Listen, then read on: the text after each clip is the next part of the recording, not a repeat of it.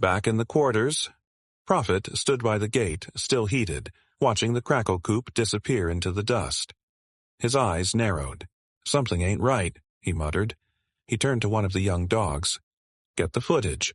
Everything from today, every angle. I want to know how they even got past the first gate without word." The young dog nodded and ran off. Prophet's phone buzzed.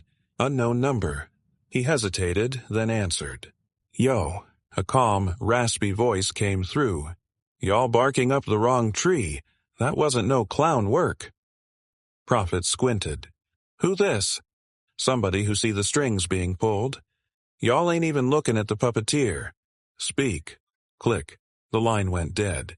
Meanwhile, in the middle of nowhere, Points was pacing. Points had gotten tired of reading books while going through his healing. Ever since he was dropped off blindfolded in the middle of nowhere, still bruised, battered, and barely breathing, he'd been stuck in his thoughts. His instructions were simple. Use the burner cell only for emergencies, and spend every waking moment eating, sleeping, and shitting Dog Nation studies.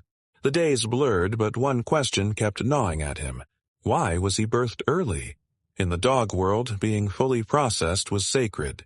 Dogs who weren't fully processed were called prees. Premature dogs, looked down on, pitied, or mocked. A pre wasn't a real dog in many eyes, and Points could feel the weight of that label already. What cut the deepest was knowing that it had been Score S' dream to see him birthed as a full-processed Dog Nation soldier. Now, Points couldn't stop wondering how his parents were looking at him from the beyond. His blood boiled every time he thought about Paid. Was this punishment for the Jester situation? Was he some kind of joke to him? No matter what it was, Points had a mission to finish. But the moment he laid eyes on Paid again, he needed answers. For real. The desert air was dry, but his thoughts were worse. "I ain't no pre." He mumbled it again. "I ain't no damn pre." He kicked a shelf so hard his foot throbbed, but he didn't care. His mind was looping back to Paid. The anger was getting harder to bury. He could have stopped it.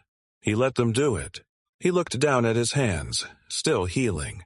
The cuts and bruises were fading, but the betrayal, that was still raw. He grabbed the emergency phone and stared at it. Tempted. Call him. Cuss him out. Demand answers. But he put it down. Not yet. Instead, he opened the book again, the one they left him. Dog Nation Code, Volume 1. The page he had folded over yesterday still sat open. Every dog must be birthed in pain or purpose. If neither is present, the nation will reject him.